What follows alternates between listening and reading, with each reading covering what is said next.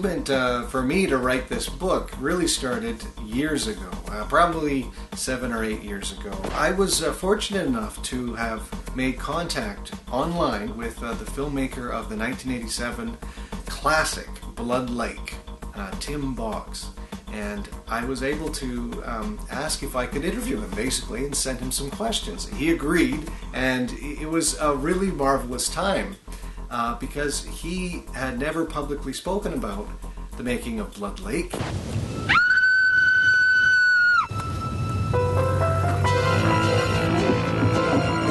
my God. Well, I ended up getting back an email from Tim, and it was consisting of 22 pages of a biography, written first-person experience of not only the making of Blood Lake, but also his life growing up, the genesis of how the film got off and to be shooting it, the making of it, the behind the scenes. Right away, I realized that it was a document of a real thing that happened in the past that was important. And it was important to a lot of people that this had to be as part of a book.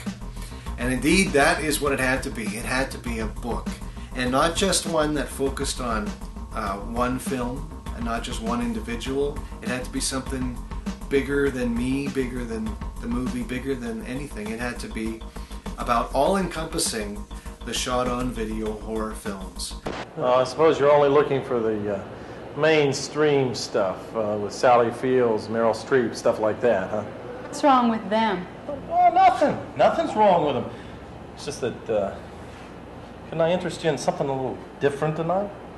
The book, in short, is a comprehensive, all-inclusive look at the making and documenting and listing of shot-on-video horror films between the 1982 and 1995 year frame. It's a very important catalog of films, mostly because really nobody knows how many shot-on-video horror films there are.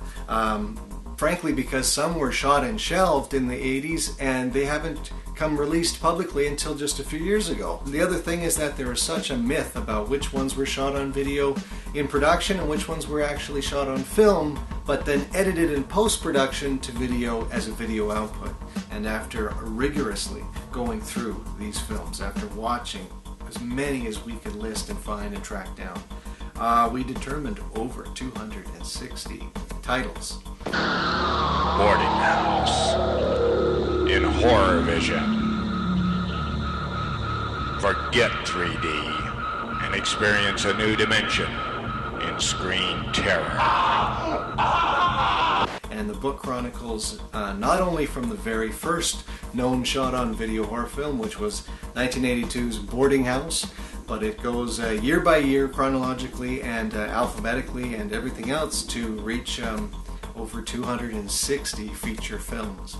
And their personal review on every title that's listed in the book, and details and trivia and behind the scenes information and screenshots and of course behind the scenes photos. There is also 17 key interviews, in-depth interviews with the filmmakers themselves, with some of them actors, some of the producers involved in the production of these movies. And not only that, there is an additional chapter of 4 other interviews specifically about film fans, the shot-on-video superfans, who, like myself, love these films, love the shot-on-video look, the movement, and they not only give their own personal reactions to their own influence and so forth of shot on video, they list out their top recommendations as well. So it certainly is an all-inclusive, in-depth, comprehensive look at the shot on video horror film movement from 1982 to 1995.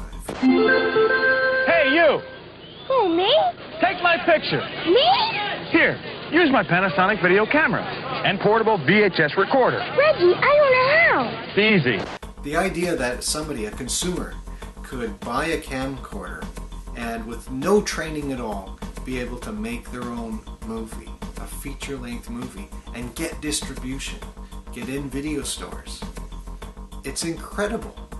It's a time that had never come again. It really hasn't come again.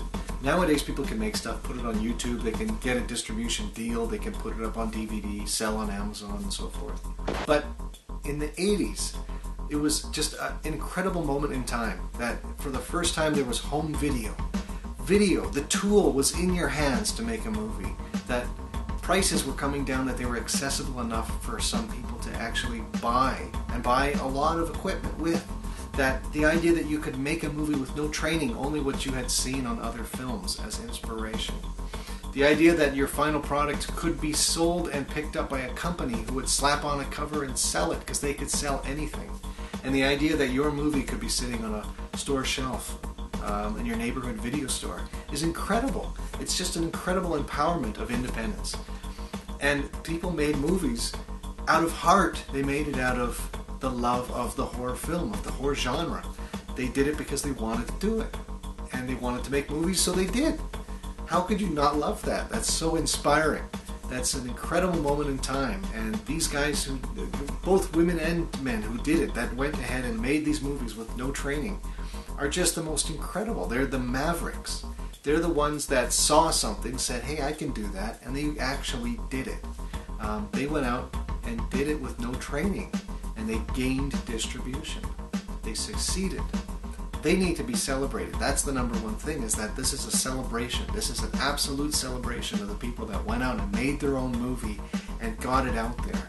You know, and sometimes it took a lot of years to get their film out there, but the point is they did it. They pushed through, and you have to celebrate that. These are mavericks. These are absolute mavericks. It's just total magic, from a camcorder to a videotape to your home VCR. And that's a time period that just will never come again, but thank God it did, because it showed the world what independence can do. You don't have to be a mainstream company. You don't have to be Hollywood. You can make your own damn movie, as Lloyd Kaufman would say. And they did it. Video is independence.